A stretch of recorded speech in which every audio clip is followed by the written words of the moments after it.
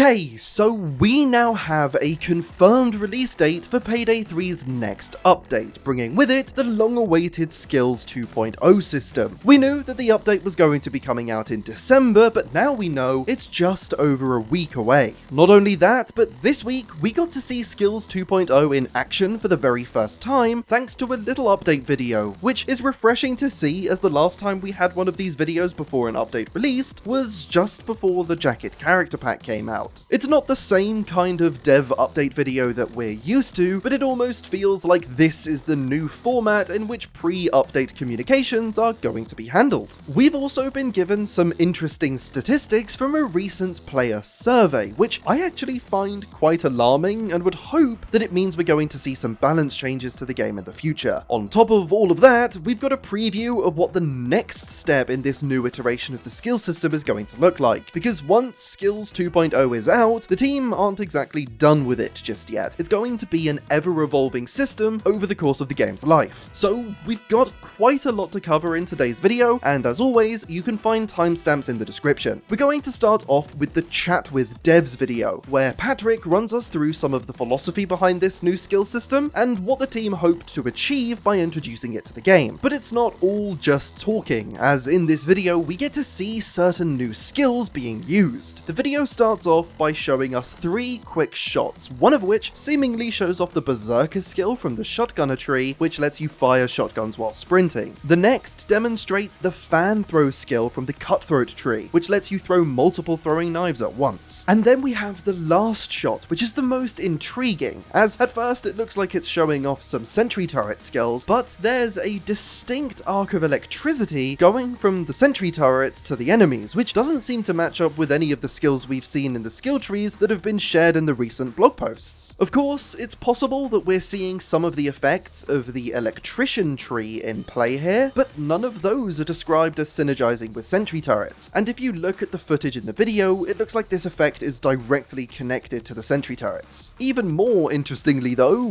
when the shotgun is fired in this same clip, it looks like there's an electrical effect that comes from the weapon as well. Again, none of this matches up with anything that we've seen in any of the preview blog posts, so it's possible that what we're looking at here is part of a future skill tree coming later down the line. That said, we can't be too sure. Starbreeze have in the past shown off a little more than they meant to in some of their promotional content, with the inclusion of the first world bank heist and holdout mode in the game's menus while revealing the updated UI towards the end of the game's first year. But that was quite clearly an accident, if you ask me. You could argue the inclusion of the mystery weapon in the Smash and Grab trailer was also a bit of a slip-up. That weapon went on to appear in the delivery charge promotional material as well, but is still nowhere to be found in-game. Perhaps whoever recorded the gameplay for that video wasn't aware that the weapon they were using wouldn't be in the game before that trailer was released, but I don't think we'll ever truly know. This time, even though it could be another simple mistake, this seems like a really considered shot. What else are they trying to show off here if it's not related to those arcs of electricity? Either way, the video then cuts to Patrick, who runs through the 4 main goals the team are trying to achieve with Skills 2.0. Firstly is the removal of Edge, Grit, and Rush. I'm sure that I don't need to explain all of the issues with this 3 buff system, but it's been plaguing the game since day 1, and I'm not going to miss them one bit. The next goal is to introduce more of an archetype system to the game. Instead of almost every build in Payday 3 being a slight variation of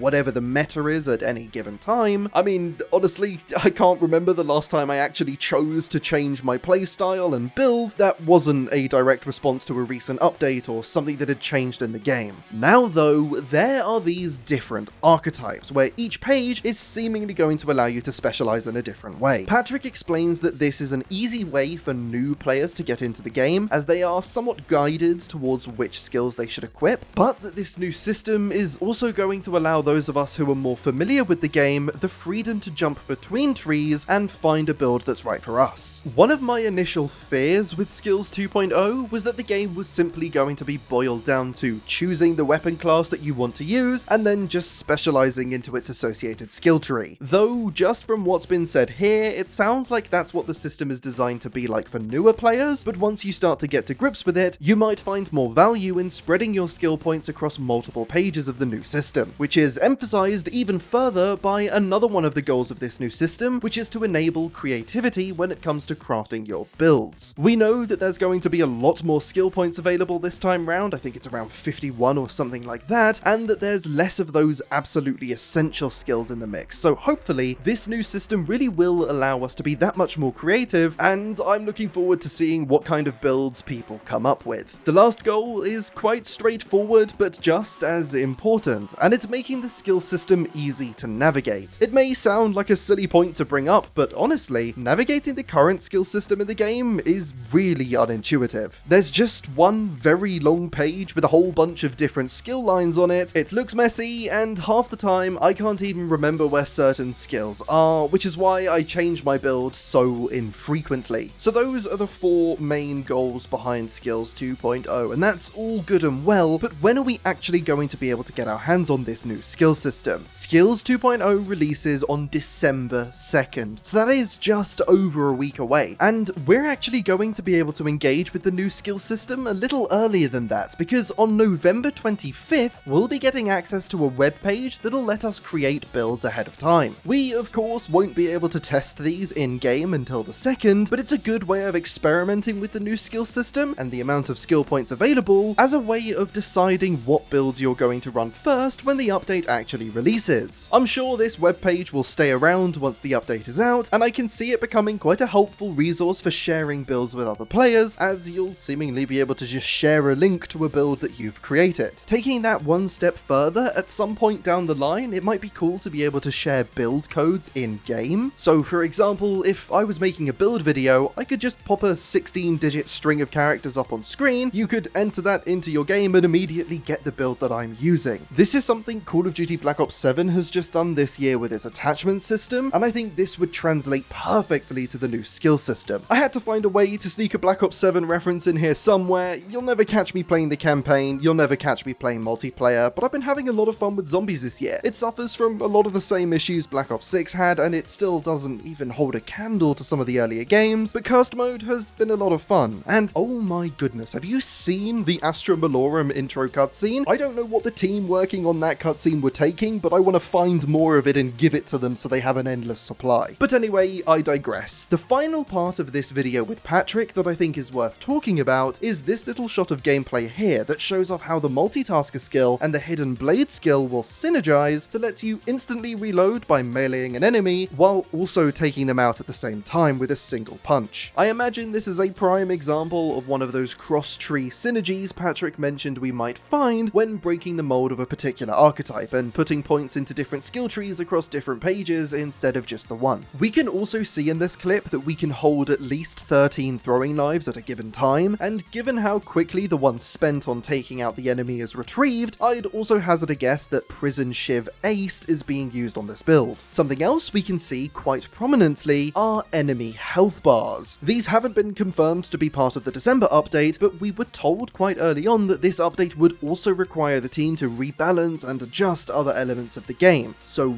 maybe this is one of those adjustments? It's quite out of left field, and I wasn't expecting anything like that, but who knows? I know having the option to use enemy health bars would make testing builds that much more accessible for your average player by providing that visual feedback of how much damage is being done, and not to mention, sometimes it's just satisfying to see a health bar go down. I know a lot of players have modded those into both Payday 2 and Payday 3, so to see them come in an official capacity would be quite nice, especially as that allows console players to get in on the action as well. I honestly really liked this chat with devs video. I think the information Patrick shared is all helpful context ahead of the update's release, and on top of that, we actually get a first-hand look at some of the skills in action. So now that we know a little bit more about the upcoming system and the philosophy behind it, what comes next? Of course, Skills 2.0 isn't the kind of thing you can just add to a game and leave it as it is. It's the type of system that I don't think the team will ever be comfortable saying they're done with, and it's probably going to keep changing every now and again. In fact, we've already got a glimpse at the first 23 changes that are going to be made to the skill system in the next update to it. That isn't necessarily going to be the next update to the game, but just the next time the skill system is tweaked. Some of these changes are quite straightforward, such as electrical interference being able to affect dozers in the future, while it won't when the system launches, but other changes are a little bit more drastic, like the human resources skill being completely reworked and the bounty hunter skill having a slight slight nerf by moving some of its most valuable applications over to the aced version instead. You can read all of the changes in this week's blog post, but I don't think it's worth going into all of them just yet, as we'll talk about those in detail when they actually make their way into the game. These changes were all made based off of community feedback given via a recent survey Starbreeze conducted, and some of the interesting stats from that survey have been shared in the blog post as well. One of them in particular I think is a little bit alarming, and I really hope that Starbreeze sees this from the same perspective I do. The first question asks which difficulty the people who took the survey are playing on, and shockingly, this is the breakdown. 55% of the people who took the survey are playing on Overkill, 35% are playing on Very Hard, with just 9% playing on the Hard difficulty, and just over 1% playing on Normal. Before I go any further, it's probably worth saying that I'm sure that the players who are dedicated enough to engage with a survey about the game are likely people who have been playing for a while and are therefore more experienced, and therefore gravitate towards higher difficulties. But I think it's absolutely shocking that the hardest difficulty is where the most amount of players are. I know Payday 3 is definitely suffering from being a little too easy at the moment, but clearly it's a bigger issue than we initially thought. Let me know if you think this is as big of a deal as I do, because honestly, I'd argue that this pie chart should be the exact opposite in an ideal world, with Overkill being that extremely punishing difficulty that only a small portion of players choose as their main way to play the game. Perhaps I'd expect the percentages to be a little bit more spread out between Normal, Hard, and Very Hard, but as it stands, I think the amount of people who are comfortable playing on Overkill at the moment should definitely be something Starbreeze look into addressing at some point in the future. I'm not sure if the best way to go about this would be introducing a new difficulty or simply rebalancing the existing difficulties,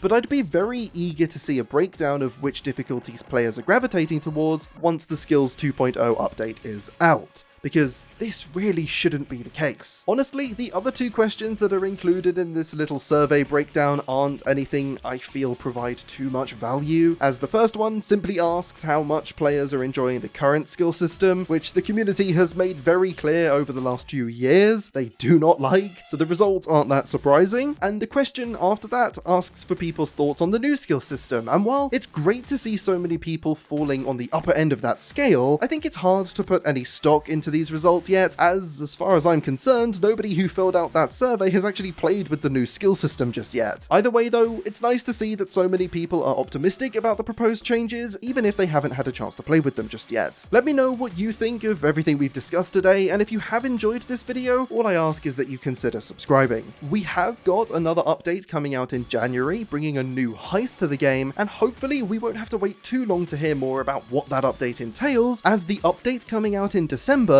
should mark the start of a 4-week update cadence. If you haven't heard about Payday 3's new update cadence, or any of the news that came out of the recent quarter's investor communications, you can click the video on screen now for a full discussion about all of that. Thank you very much for watching, and I'll see you in the next video.